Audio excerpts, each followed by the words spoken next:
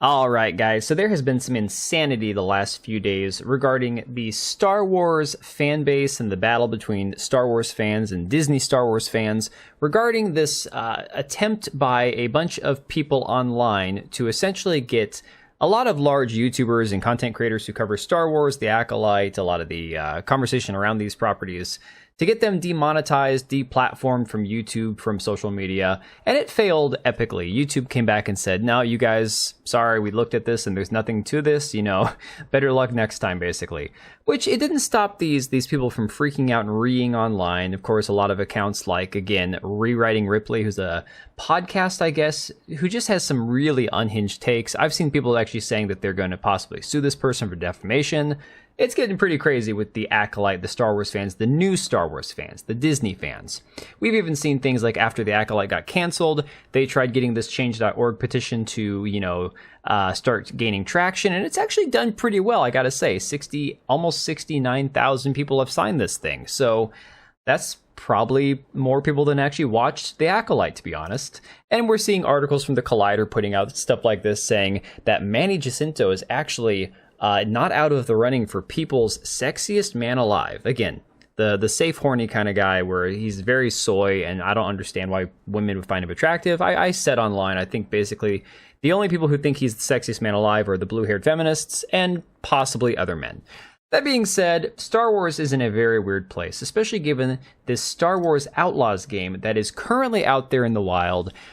And it's got very mixed reviews, a lot of mixed opinions on this game. Star Wars Outlaws' official account on Twitter today put out this little post, this is from September 4th, so yesterday, that says, "Thank you, Outlaws. We would like to take some time to thank you all for the amazing support you've shown us since launch. Your passion doesn't go unnoticed, and you can be sure that at least one of us has seen your stream, photo, cosplay, or whatever you've decided to share, but also your feedback and suggestions.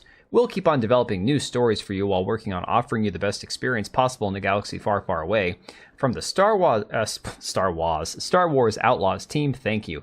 Now again, this is really funny because I remember seeing some stuff like this from Concord right before they shut down. And no, Star Wars Outlaws is not going anywhere. It's not some massive multiplayer game that requires all these servers and stuff. No, I'm not saying that. But it is funny given the fact that this game is not firing on all cylinders. There's a lot of issues with bugs and glitches, and there's the fact that they decided to put a $70 price tag up to a $130 price tag on this, and they paywalled some missions at launch instead of making them DLC later on. As you can see from Metacritic, very mixed reviews when it comes to the user scores. Even the critic scores, not fantastic. 76 out of 100 for a $70 base game.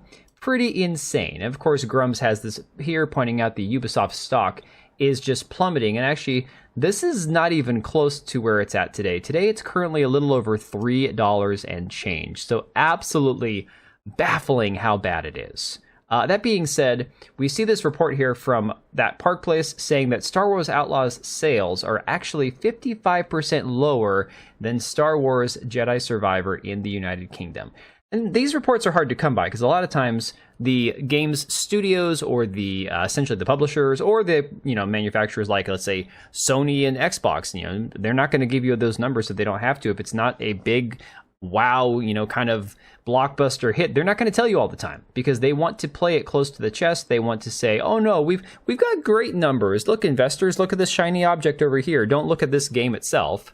And so we're seeing a lot of controversy due to the fact that they decided to wokeify or uglify the main character. Now, I'm going to be honest and objective and say, I don't think the protagonist in Star Wars Outlaws is as hideous as some people have made her out to be.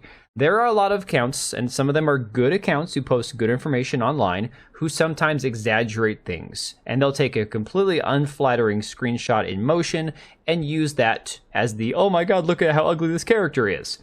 I don't think this character is the most hideous thing on the planet. She's just dull looking. You could say that they tried to make her a little more androgynous. You could try to say that they made her a little less attractive than the actual model that they used. Both are very valid arguments. No, I don't think she's gorgeous. I think she looks like a feminized Han Solo. And to that extent, she looks very boring and uninteresting. Not somebody I'd want to play. And of course, we've already touched on the bugs, but again, this game, it's just a mess. For a game that costs $70, guys, I mean, it just doesn't look like it's worth the money. I've played games for $20 that I've probably had more satisfaction from than the way this game looks. I've been watching Very Dark play this on her live streams. it just seems like a boring slog of a game. Now, the thing is, a lot of people once again have compared Kves, the protagonist, and again, this is one of those unflattering moments that I'm talking about, to the person that they supposedly modeled her after, Humberly Gonzalez. I know I'm not pronouncing her name properly, but we'll just kind of go with that. And the fact is, she is a very beautiful woman. Yeah, again, maybe not like the drop dead 10 out of 10, but a very feminine, pleasant woman to look at, very pretty, has a very nice smile. So, you know, somebody that they could have actually done a motion capture of and modeled the character exactly after her, it might have given the game a little bit more favorable review among the players. But to be honest, I don't know that it would matter that much, because this character at its root is just not interesting. Nobody's connecting with her. Well, most players are not connecting with her. Now we're seeing that the actress herself says that the video game industry has a lot of misogyny and praises the game for only having a female point of view. Yikes. So, whereas a lot of people said, oh my god, why didn't they just make this character look like the actress? Why didn't they just make her look more like her? Well, turns out she doesn't like you guys very much. She doesn't like me very much either, I'm sure. So, you know, again, you can't always judge a book by its cover. Just because she's feminine and pretty doesn't mean that she's going to agree with most people that are out there, unfortunately. So this article says that Humberly Gonzalez, the actress who portrays Kves in Star Wars Outlaws, says the video game industry has a lot of misogyny, while also praising Ubisoft and Massive Entertainment for ensuring the only character in the game is female. Yes, the Force is female. In an interview with CGM in the middle of August, the outlet's Dana Eileen asked, so our nerdy fandoms, especially things like Star Wars, present very male-dominated, whether that's the creative team or the fans. No, it's called, go back to the 70s. The primary fan base for this kind of stuff has always been male-dominated. That should not be an issue, that they've tried to chase off all the male fans as much as they could for the last 20 years, and it's not going well for them. So she goes on to say, what's it like to lead the charge on both this as the creative team and as the voice and body of Star Wars Outlaws? To lead this male-dominated universe and have it be women first right now. The game's main writer, Nikki Foy, responded by recalling a moment when she made a lightsaber at Galaxy's Edge. Now this is very cringe, people, just be ready for this. And then she admitted she wanted to be Han Solo. I just cried very hard the whole time because it was just like this brand meant so much to me, and I didn't have someone like Kay to really see myself in. She added, I love Princess Leia, but I wanted to be Han, right? And I think getting to bring that to life is so special, and our whole team really, that's been the goal from the beginning. It's really special. So again, you want to know why this character looks like a male Han Solo? Because this woman here, Nikki Foy, who is all about seeing diverse and creative and inclusive stories and in game, you know, writing and all that, the Maven of Filth, as we've known her on Twitter, who's got her post protected, wanted to see herself as Han Solo. So that's why Kves is got more of the crimson chin thing going on, not as feminine and pretty as her actress, and of course has more of the I'm the scruffy rogue character, and I'm just going to punch stormtroopers in the back of the helmet with my fist and knock them out in one punch. Gonzalez then shared her answer. Yes, to be a leading woman, not just in a Star Wars story, but in the video game industry, which also tends to have a lot of limitations and misogyny and kind of in and out politics of who can be a part of it and who you want to play as. I don't know what she means about that, who can be a part of it. Gaming has always been for everybody, but it should have never adapted to try to conform to what people wanted it to be, if that makes sense.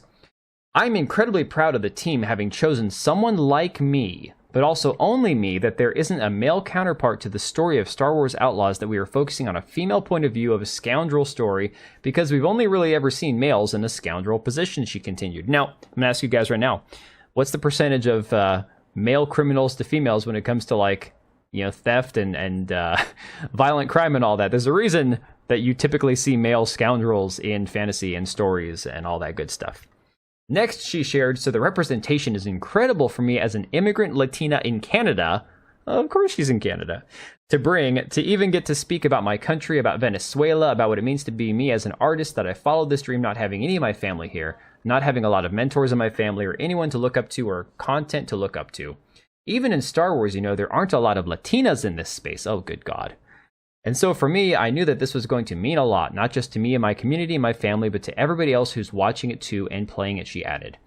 Then she bizarrely posited, When they go, oh, this is a cool character, I wonder where they're from, and then they do the research, I just want people to feel seen, and if I can be in any of these categories as a woman of color, as an immigrant, as a Latina, any of those are so meaningful for someone who enters a franchise as big as Star Wars. So for the next generation, for those little girls in Galaxy's Edge, for the little girls watching, for anyone back home, for me, if they simply just get to see someone like them on screen, it means something to them. Feel inspired, feel strong, feel seen, feel represented. That to me is the goal. It's incredible because it's really just beyond me. So again, nowhere in here do they mention, let's tell a great story, let's have a really cool character, let's do some cool Star Wars shit. No, it's all about women, representation, seeing yourself, Latinas, immigrants, little girls. Foy then chimed in, yeah, and I think too there's an empathy element to it, oh good God, that I really love to think about. When I was a kid, there's been a lot of research about this, and people who are talking about it, talk about it. What does that mean? But I think, too, it's easy for young girls to empathize with male characters. It's something that we've always been taught. And I think having this female character who everyone can love and see parts of themselves in is so exciting and fun, too, she concluded. Yeah, and that's why sales are down 55% lower than Star Wars Jedi Survivor. Oh boy. So yeah, once again, guys, just more proof that these people don't get it. They hate you, they hate gamers, they hate their male audience. Star Wars is no longer a boy brand, they want it to be a girl brand. All these people are complicit in it, and it just sucks because basically we have to let these properties die and wait about 10, 15 years for everything to sort itself out. And hey, go play your backlog of video games, go play, your old Knights of the Old Republic games, or maybe go figure out a way to emulate Shadows of the Empire or something. Enjoy those for a while, because right now this is all the crap we're going to get. But I'm going to leave it right there, guys. Let me know what you think about all this, and I will catch you on the next one. All right, and if you made it this far, thank you so much for watching the video. Thank you for being here. I do have 2 channels, Minimal Effort Podcast, as well as my gaming channel. I do have a Twitch and Kick for my gaming channel. We do live streams over there occasionally, maybe once a week. And then if you are in the market for a new PC, make sure to check out Meta PCs. Click the link I have down below. Use code TBO at checkout for a special discount. Thanks again for watching, and I'll see you next time.